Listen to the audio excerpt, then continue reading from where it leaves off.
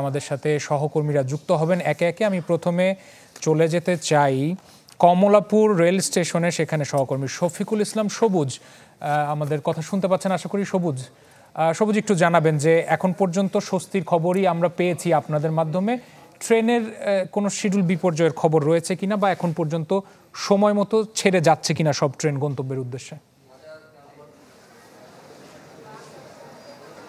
গতকাল কিংবা তার আগের দিন কমলাপুর রেল স্টেশনে মানুষের যেমন উপচে পড়া ভিড় ছিল, বিশেষ করে গতকাল গার্মেন্টস ছুটি হয়ে যাওয়ার পরে হাজার হাজার মানুষের যে স্রোত মিলেছিল এই কমলাপুর রেল স্টেশনে ট্রেনের বগির ওপরে, আজকে কিন্তু সেই চিত্র নেই। তবে আজকে দুপুর 2টার পরপরই কিন্তু একটি জটিলতা তৈরি হয়েছে, অর্থাৎ দুপুর 2টার পরে ছিল সিল্ক সিটি এক্সপ্রেস, অর্থাৎ রাজশাহীর উদ্দেশ্যে যে ট্রেনটি ছেড়ে যায় সেই ট্রেনটি কিন্তু এখন পর্যন্ত কমলাপুর রেল স্টেশনে এসে পৌঁছায়নি। ফলে রাজশাহীগামী যে হাজার হাজার মানুষ, অর্থাৎ অনেক মানুষ কিন্তু নির্ধারিত মানুষের চেয়ে কয়েক গুণ বেশি কিন্তু মানুষ ঈদযাত্রার এই সময় যাতায়াত করেন, তারা ট্রেনে চড়ে বাড়িতে যান। তো তাদের কিন্তু অপেক্ষা করতে হচ্ছে। এখন যে তথ্য জানানো হয়েছে যে 2:30টার ট্রেনটি সম্ভাব্য সময় ধরা হয়েছে যে 6:30টার সময় আসবে। তো সেই 6:30টার সময় সেই ট্রেনটি আসে কিনা তাই হচ্ছে এখন দেখার বিষয়। তো প্রায় 4 ঘন্টা বিলম্বে এই ট্রেনটি কমলাপুর থেকে ছেড়ে যাওয়ার কথা। এছাড়া অন্যান্য গন্তব্যে অর্থাৎ ভাঙা, দেওয়ানগঞ্জ, কিশোরগঞ্জ, খুলনা এই গন্তব্যের যে ট্রেনগুলো তা নির্ধারিত সময় ছেড়ে গেছে। এবং এছাড়া রাত 9টা পর্যন্ত সবশেষ ট্রেন কমলাপুর রেল স্টেশন থেকে রাত 8টা পর্যন্ত ছেড়ে যাবে। এগুলোর যাত্রা শুরু হবে আসলে সন্ধ্যা 6টার পর থেকে। 6টার সময় রয়েছে ভাঙা কমিউটার, 6:15-তে রয়েছে ব্রহ্মপুত্র এক্সপ্রেস জামালপুরের দেওয়ানগঞ্জের উদ্দেশ্যে ছেড়ে যাবে এবং রাত 6:45 রয়েছে কিছুক্ষণের পরেই 11 সিন্দুর গোধূলি কিশোরগঞ্জের উদ্দেশ্যে ছেড়ে যাবে এবং 7:30টায় খুলনার উদ্দেশ্যে ছেড়ে যাবে চিত্রা এক্সপ্রেস। আর এরপরে দ্রুতযান এক্সপ্রেস রাত 8টায় ছেড়ে যাবে। তো সব মিলে সময় অতিবাহিত হওয়ার পরে বোঝা যাবে এখানে মানুষের দুর্ভোগটা আসলে কেমন হয়। তবে এখন পর্যন্ত সিল্ক সিটি এক্সপ্রেসগামী যাত্রী যারা রয়েছেন তারাই কিন্তু এখানে সবচেয়ে বেশি কষ্টে রয়েছেন, কেননা দুপুর 2:40-এর ট্রেন এখন পর্যন্ত স্টেশনের প্ল্যাটফর্মে এসে পৌঁছায়নি। ফলে নারী এবং শিশু যারা তারা সেই দুপুর থেকে এখানে অপেক্ষা করছেন। দেখা যাক আসলে তাদের এই কষ্ট কখন লাঘব হয়। তবে সব মিলে গতকালের চেয়ে আজকে যাত্রা তুলনামূলক রেলে অনেকটা স্বস্তি বলা চলে, দু একটি ঘটনা ছাড়া। রাশেদ, সবুজ, অনেক ধন্যবাদ যুক্ত হওয়ার জন্য। শফিকুল ইসলাম সবুজ কমলাপুর স্টেশন থেকে আমাদের সাথে যুক্ত হয়েছিলেন, রেল যাত্রার খবর জানছিলেন এবং সেই সাথে সাথে আপনাদেরকে এও জানানোর চেষ্টা করতে চাই যারা সড়ক পথে বাড়ি ফেরার চেষ্টা করছেন, বিশেষ করে গাজীপুরের চন্দ্রা মোড় আমরা জানি যে খুব গুরুত্বপূর্ণ একটা অংশ, বিশেষ করে যারা উত্তরবঙ্গের সাথে যোগাযোগ স্থাপন করতে চান ঢাকার সাথে, সেই সাথে সাথে সাভারেও চলে যাব, সেখানেও আমাদের সহকর্মী রয়েছে। শুরুতে গাজীপুরের চন্দ্রায় চলে যাব, রফিকুল ইসলাম খান দেখতে পাচ্ছি তাকে। রফিক, আশা করি শুনতে পাচ্ছেন। একটা গুরুত্বপূর্ণ অংশ এই গাজীপুরের চন্দ্রা, যেখানে প্রায়শই দেখা যায় যে এই যাত্রার সময় একটা বড় যান চলাচলে একটা চাপ লক্ষ্য করি আমরা। আছে কি অবস্থা, একেবারে শেষ দিন যেহেতু, কোনো চাপ লক্ষ্য করেছেন কিনা?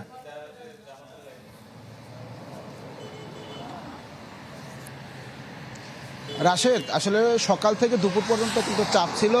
শুধু যে আজকে দুপুর পর্যন্ত সেটাই নয়, আমরা যেটি দেখেছি গত বৃহস্পতিবার থেকে কিন্তু টানা 3 দিন আজকে সকাল পর্যন্ত মানুষের এবং যানবাহনের ঢল ছিল চন্দ্রা তিমুরকে কেন্দ্র করে। সেটি কিন্তু 10টার পর থেকে আঁকে নেই। শুধু চন্দ্রা মোড় কেন্দ্রিক কিছুটা জটলা ছিল, কিন্তু এই মুহূর্তে সেটিও অনেকটা কমে এসেছে। তবে শেষ মুহূর্তে কিছু লোক কিন্তু আসছে তাদের আপনজনদের সাথে ঈদের আনন্দটি ভাগাভাগি করে নেওয়ার জন্য, শেষ মুহূর্তে অনেকে যাওয়ার জন্য আসছে। আপনি জানেন গাজীপুরে 2টি মহাসড়ক রয়েছে, একটি হলো ঢাকা টাঙ্গাইল মহাসড়ক, অপরটি হলো ঢাকা ময়মনসিংহ মহাসড়ক।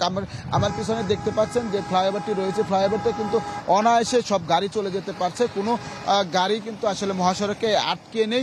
2টি সড়কে আসলে যান চলাচল করছে একেবারে স্বাভাবিক গতিতে।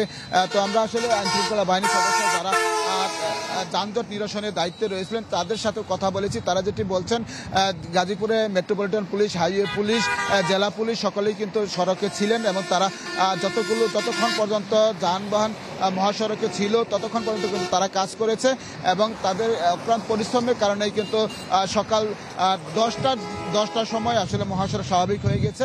এখন শুধু কিছু গাড়ি দাঁড়িয়ে রয়েছে চন্দ্রা বাস স্ট্যান্ড এলাকায়, সেখানে শুধু যাত্রী পারাপারের জন্য, তাছাড়া কিন্তু আর কোথাও কোনো ভোগান্তি নেই কিংবা কোনো যানজটের খবরও আমরা পাইনি।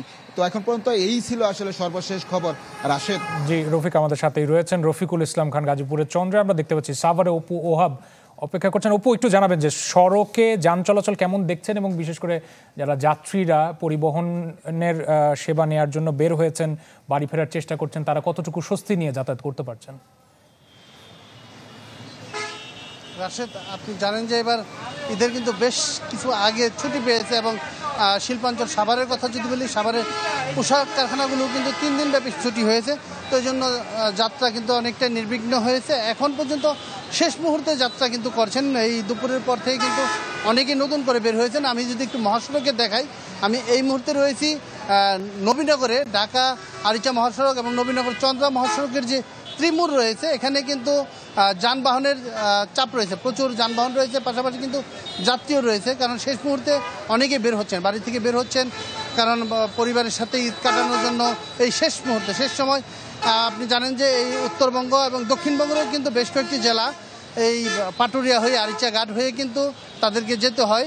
তো এই মহাসড়কে এখন মোটামুটি মানুষজন বের হচ্ছে, পাশাপাশি কিন্তু পণ্যবাহী গাড়ি অর্থাৎ কুরবানির পশু অনেকে নিয়ে আসছেন, যাচ্ছেন। তো সব মিলিয়ে মহাসড়কের ব্যস্ততা শেষ মুহূর্তের দিকে কিন্তু মহাসড়কের ব্যস্ততা আবার নতুন করে বৃদ্ধি পেয়েছে। তবে এই বৃদ্ধি স্থানীয় পুলিশ প্রশাসন আশা করছেন যে হয়তো 8টা-9টা পর্যন্ত এই যানবাহনের যে ব্যস্ততা সেটি থাকবে, তবে নির্বিঘ্ন অনেকটাই স্বাভাবিক রয়েছে। অপু, অনেক ধন্যবাদ যুক্ত হওয়ার জন্য। সাভার থেকে অপু ওহাব যুক্ত হয়েছিলেন। এছাড়া গাজীপুরের চন্দ্রা মোড় থেকে রফিকুল ইসলাম খান আমাদের সাথে যুক্ত হয়েছেন।